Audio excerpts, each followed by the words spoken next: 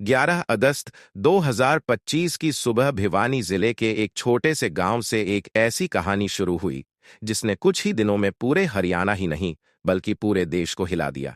यह कहानी थी गांव की एक होनहार टीचर मनीषा की, जिसकी रहस्यमयी मौत ने न केवल समाज की अंतरात्मा को झकझोर दिया बल्कि पुलिस और प्रशासन की कार्यप्रणाली पर भी गंभीर सवाल खड़े कर दिए। कौन थी मनीषा? मनीषा गांव की जानी मानी और होनहार युवती थी।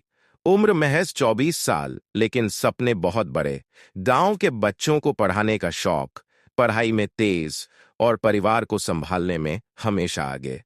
वह एक प्ले स्कूल में बच्चों को पढ़ाती थी और परिवार का सहारा भी थी। परिजनों के मुताबिक मनीषा का सपना नर्सिंग कॉलेज से आगे की पढ़ाई करना और समाज की सेवा में लगना था। उसकी सादगी, मेहनत और लगन के कारण गांव के लोग भी उसे सम्मान की नजर से देखते थे। 11 अगस्त 2025 की सुबह मनीषा अपने घर से निकली।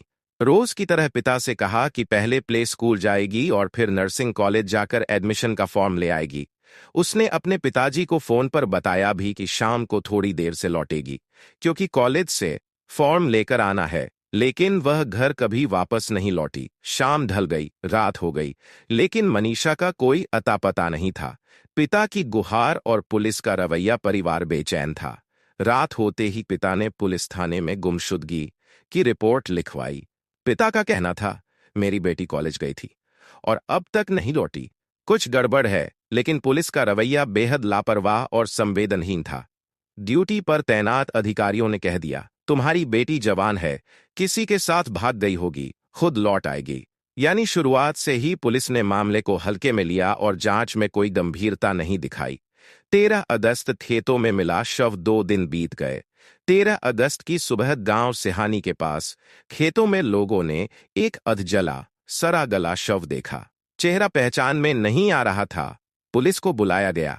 जांच के बाद पुष्टि हुई कि यह शव मनीषा का ही है। शव की हालत इतनी भयावह थी कि वहां मौजूद लोग सन्न रह गए। चेहरा मानो तेजाब से जलाया गया हो। कपड़े अस्त व्यस्त थे, सलवार फटी हुई और नाड़ा खुला हुआ था। घुटनों पर चोट के निशान थे।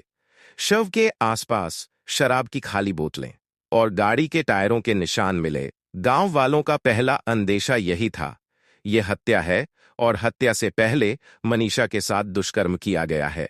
पहली पोस्टमार्टम रिपोर्ट सवालों से भरी शव को तुरंत भिवानी सिविल अस्पताल भेजा गया। वहां पहली पोस्टमार्टम रिपोर्ट आई। रिपोर्ट में कहा गया, शरीर या कपड़ों पर सीमन नहीं मिला, इसलिए दुष्कर्म की पुष्टि नहीं हो सकती। दोनों घुटनों पर चोट के निशान थे। सलवार पर संघर्ष के संकेत दर्ज किए गए। अंडरवियर पर मल के धब्बे पाए गए। खोपड़ी और शरीर पर सड़न के कारण काले धब्बे थे। आंखें और नाक की संरचना गायब थी। कई मांसपेशियां और हड्डियां नहीं मिली। परिवार और ग्रामीणों के लिए यह रिपोर्ट मानने लायक नहीं थी।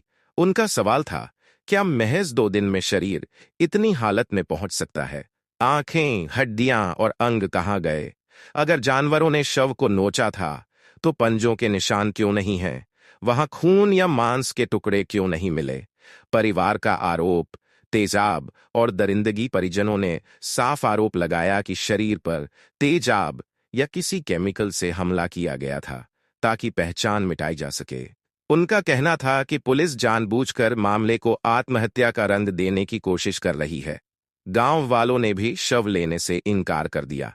उनकी मांग थी, पहले आरोपियों को पकड़ा जाए, पहले आरोपियों को इंसाफ दिया जाए। गांव में आक्रोश और सड़कों पर गुस्सा। धीरे धीरे यह खबर पूरे इलाके में फैल गई।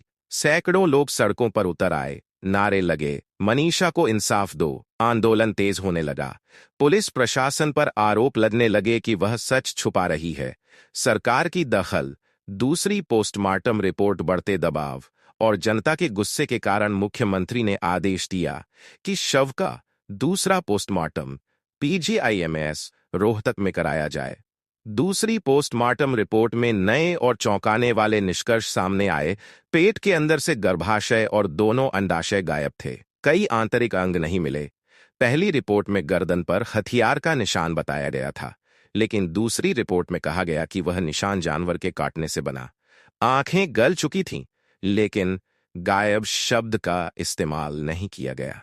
भिवानी के सिविल अस्पताल की पहली पोस्टमार्टम रिपोर्ट से परिवार और ग्रामीण पहले ही गुस्से में थे।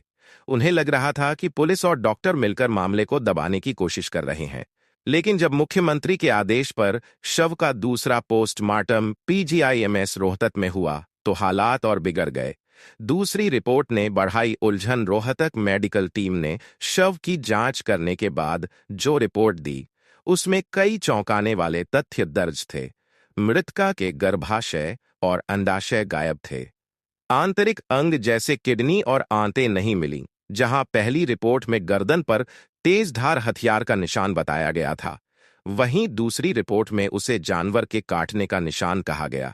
पहली रिपोर्ट में आंखें गायब लिखा था, जबकि दूसरी में लिखा गया आंखें गल चुकी थीं। यानी दोनों रिपोर्ट्स के निष्कर्ष बिल्कुल अलग अलग थे। गांव वालों का सवाल था, दो अलग अलग मेडिकल टीम्स एक ही शव पर इतने अलग नतीजे कैसे दे सकती हैं? कौन सच बोल रहा है और कौन झूठ? गांव का गुस्सा, शव लेने से इनकार। दूसरी रिपोर्ट आने के बाद परिवार और ग्रामीणों ने शव लेने से साफ इनकार कर दिया। गांव की चौपाल पर बैठक हुई और सामूहिक निर्णय लिया गया, जब तक मनीषा के कातिल पकड़े नहीं जाते और निष्पक्ष जांच नहीं होती, तब तक अंतिम संस्कार नहीं किया जाएगा। गांव में भीड़ जुटने लगी। सैकड़ों लोग हाथों में तख्तियां और बैनर लेकर सड़क पर उतर आए। नारे लगने लगे, मनीषा को इंसाफ दो, झूठी रिपोर्ट बंद करो, हत्यारों को फांसी दो। आंदोलन धीरे धीरे जिला मुख्यालय तक फैल गया। पुलिस का नया दावा, सुसाइड नोट। जब माहौल गर्मा रहा था, तभी पुलिस ने एक प्रेस कॉन्फ्रेंस कर दी। पुलिस का दावा था कि उन्हें मनीषा का सुसाइड नोट मिला है। उन्होंने मीडिया को एक फोटोकॉपी दिखाई और कहा, मनीषा ने खुद कीटनाशक जहर पीकर जान दी। उसने यह जहर गांव की ही एक दुकान से खरीदा था। दुकान के बिल पर मनीषा के सिग्नेचर भी हैं। पुलिस ने जोर देकर कहा, यह हत्या नहीं, आत्महत्या है। परिवार का पलटवार, फर्जी नोट। परिवार और ग्रामीण इस दावे से और भड़क उठे। उन्होंने कहा, नोट असली नहीं बल्कि पुलिस का बनाया हुआ है। नोट अंग्रेजी में लिखा गया, जबकि मनीषा और उसका परिवार ज्यादातर हिंदी और हरियाणवी बोलते थे। नोट में कहीं भी यह साफ नहीं लिखा था कि वह आत्महत्या करने जा रही है। अगर उसने जहर पिया था तो उसके पास से बोतल या ढक्कन क्यों नहीं मिला? परिजनों ने यह भी कहा कि पोस्टमार्टम रिपोर्ट में कहीं भी जहर का जिक्र नहीं था। न ही शरीर या मुंह से झाग निकला, जो जहर खाने के बाद सामान्यतः होता है। गांव में उबाल, आंदोलन और तेज हुआ गया। लोगों का आरोप था कि पुलिस बड़े लोगों को बचाने के लिए आत्महत्या का एंगल बना रही है। गांव के बुजुर्ग बोले, अगर यह आत्महत्या थी तो शरीर से इतने बड़े बड़े अंग कैसे गायब हो गए? क्या किसी ने खुद अपनी बच्चेदानी, किडनी और आंखें निकाल लीं? यह सवाल अब हर जगह गूंज रहा था। नेताओं के बयान और नई बहस जैसे जैसे दबाव बढ़ रहा था, राजनीति भी इस केस में कूद पड़ी।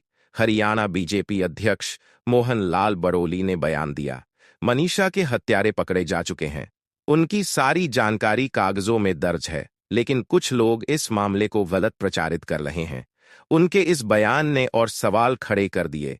अगर हत्यारे पकड़े जा चुके हैं तो पुलिस ने अब तक उनका खुलासा क्यों नहीं किया? प्रेस कॉन्फ्रेंस में उनका नाम और चेहरा क्यों नहीं दिखाया गया? पुलिस की चुप्पी और नेता के दावे में बड़ा विरोधाभास था। नर्सिंग कॉलेज और ऑर्गन माफिया पर शक। इसी बीच मनीषा के परिवार ने गंभीर आरोप लगाया। उनका कहना था, मनीषा नर्सिंग कॉलेज फॉर्म लेने गई थी, वहीं से गायब हुई। कॉलेज प्रशासन की भूमिका संदिग्ध है। कॉलेज किसी बड़े नेता से जुड़ा है, इसलिए पुलिस उसे बचा रही है। गायब अंगों को देखकर साफ है कि ऑर्गन ट्रैफिकिंग का मामला है। परिजनों का आरोप था, हमारी बेटी की किडनी, आंखें, गर्भाशय और अन्य अंग कॉलेज वालों ने निकाले हैं, फिर तेजाब डालकर शव फेंक दिया। यह शक धीरे धीरे पूरे गांव और जिले में चर्चा का विषय बन गया। विशेषज्ञों की राय, अंग सर्जिकल तरीके से निकाले गए। कुछ मेडिकल एक्सपर्ट्स ने भी कहा, अगर महज दुष्कर्म और हत्या होती तो शरीर से इतने अंग नहीं गायब होते। प्राकृतिक डिकम्पोजिशन सडन महज 2-3 दिन में इतनी तेजी से नहीं होती। शरीर से गायब अंग साफ दर्शाते हैं कि यह सर्जिकल प्रक्रिया से निकाले गए। यह काम कोई साधारण अपराधी नहीं कर सकता। इसके लिए मेडिकल नॉलेज और उपकरण चाहिए। यानी शक की सुई सीधे कॉलेज प्रशासन और ऑर्गन माफिया की ओर घूमने लगी। लोगों की दलील, शव कब फेंका गया। गांव वालों का कहना था कि अगर शव 11 अगस्त से ही खेत में पड़ा होता तो 12 अगस्त की सुबह किसी न किसी को मिल जाता, क्योंकि वह खेत सुनसान नहीं बल्कि लोगों के आने जाने की जगह था। उनका दावा था कि शव 12 अगस्त की रात को वहां लाकर फेंका गया और सुबह गांव वालों ने देख लिया। इससे भी यह शक गहराता है कि पहले मनीषा को कहीं और ले जाया गया, वहां उसके साथ अपराध हुआ और फिर शव खेत में फेंका गया। दूसरे पोस्टमार्टम की विसंगतियों के बाद पीड़ित परिवार ने साफ कह दिया कि उन्हें स्थानीय स्तर पर किसी भी जांच पर भरोसा नहीं है। लोगों के दबाव और विपक्षी दलों के लगातार आंदोलन के चलते अंततः सरकार ने तीसरा पोस्टमार्टम दिल्ली के एम्स में कराने का आदेश दिया। मनीषा के पार्थिव शरीर को कड़ी सुरक्षा व्यवस्था के बीच एम्स लाया गया। यहां विशेषज्ञों की टीम ने घंटे भर तक बारीकी से जांच की। इस तीसरे पोस्टमार्टम को अंतिम और निर्णायक माना जा रहा है। सूत्रों का कहना है कि इस रिपोर्ट में कई ऐसे तथ्य सामने आ सकते हैं जो अब तक छिपे रहे हैं। एम्स की रिपोर्ट आने का इंतजार पूरे प्रदेश और मीडिया को है। परिवार को उम्मीद है कि दिल्ली के डॉक्टर सच को दबाने के बजाय पूरी ईमानदारी से लिखेंगे ताकि उनकी बेटी की आत्मा को न्याय मिल सके। सीबीआई जांच की मांग और सरकार पर दबाव परिजनों ने अब जोर देकर कहा है कि उन्हें केवल सीबीआई जांच ही मंजूर है। स्थानीय पुलिस और प्रशासन पर उन्हें तनिक भी भरोसा नहीं। ग्रामीणों का कहना है कि मामले को शुरू से ही गलत दिशा दी गई। पहले आत्महत्या का रूप देने की कोशिश, फिर दूसरी रिपोर्ट में हड्डियां तोड़कर जबरदस्ती आत्महत्या साबित करने की चाल। विपक्षी दलों और छात्र संगठनों ने भी सीबीआई जांच की मांग तेज कर दी है। कई जगह प्रदर्शन और धरने हुए। सोशल मीडिया पर जस्टिस फॉर मनीषा ट्रेंड करने लगा। लोग सरकार से सवाल कर रहे हैं कि आखिर क्यों एक मासूम छात्रा के मामले में सच को छिपाया जा रहा है। सरकार ने आधिकारिक तौर पर कहा है कि यदि परिवार चाहे तो सीबीआई जांच कराई जाएगी, लेकिन परिजनों का कहना है कि केवल घोषणा नहीं बल्कि तुरंत आदेश जारी होने चाहिए। कॉलेज और ऑर्गन माफिया पर शक गहराया। इस केस ने शिक्षा व्यवस्था पर भी गंभीर सवाल खड़े कर दिए हैं। मनीषा जिस कॉलेज में पढ़ती थी वहां सुरक्षा इंतजाम नाकाफी बताए जा रहे। कई छात्रों और ग्रामीणों का कहना है कि कॉलेज परिसर में संदिग्ध गतिविधियां पहले भी होती रही हैं। ऑर्गन माफिया के एंगल को लेकर भी चर्चा तेज है। परिवार को शक है कि बेटी की हत्या के पीछे अंग तस्करी गिरोह का हाथ हो सकता है। पोस्टमार्टम रिपोर्ट्स में शरीर के अंगों को लेकर हुई गड़बड़ियों ने इस शक को और गहरा कर दिया। समाज में गुस्सा, जन आंदोलन गांव से लेकर शहर तक समाज के विभिन्न वर्ग इस केस से आहत हैं। लोग कह रहे हैं कि अगर एक मासूम बेटी को न्याय नहीं मिला तो आने वाली पीढ़ियों में कानून पर विश्वास टूट जाएगा। महिला संगठनों ने भी खुलकर आवाज उठाई है। उनका कहना है कि बेटियों की सुरक्षा के लिए केवल नारे नहीं बल्कि ठोस कदम उठाने होंगे। अब तक की स्थिति 3 पोस्टमार्टम हो चुके हैं। पहला संदिग्ध, दूसरा विवादास्पद, तीसरा एम्स में निर्णायक। 2 सीबीआई जांच की मांग, परिवार, ग्रामीण और विपक्ष का दबाव। 3 सरकार का वादा सीबीआई जांच पर विचार लेकिन आदेश लंबित। 4 जनता की नाराजगी, जगह जगह आंदोलन और सोशल मीडिया पर मुहिम। 5 शक की दिशा, कॉलेज प्रशासन और ऑर्गन माफिया पर गंभीर सवाल। समाज के लिए सबक और सुझाव। मनीषा केस केवल एक छात्रा की मौत की कहानी नहीं है, यह पूरे समाज के लिए एक चेतावनी है। बेटियों की सुरक्षा को प्राथमिकता दें। परिवार, कॉलेज और समाज तीनों की जिम्मेदारी है कि लड़कियों की सुरक्षा सुनिश्चित करें। पुलिस तंत्र को पारदर्शी और जवाबदेह बनाया जाए। जांच में लापरवाही और सबूत छिपाने वालों पर सख्त कार्रवाई हो। पोस्टमार्टम व्यवस्था में सुधार हो। मेडिकल लीगल सिस्टम को इतना मजबूत बनाया जाए कि किसी केस में 2-3 विरोधाभासी रिपोर्ट्स न आए। ऑर्गन माफिया और अपराधी गिरोहों पर कठोर प्रहार हो। ऐसे नेटवर्क को जड़ से खत्म करने के लिए विशेष अभियान चलाए जाएं। जन जागरूकता बढ़ाई जाए। समाज में यह संदेश जाए कि बेटियों के साथ किसी भी तरह का अन्याय बर्दाश्त नहीं किया जाएगा। मनीषा केस ने पूरे प्रदेश ही नहीं बल्कि पूरे देश को झकझोर कर रख दिया है।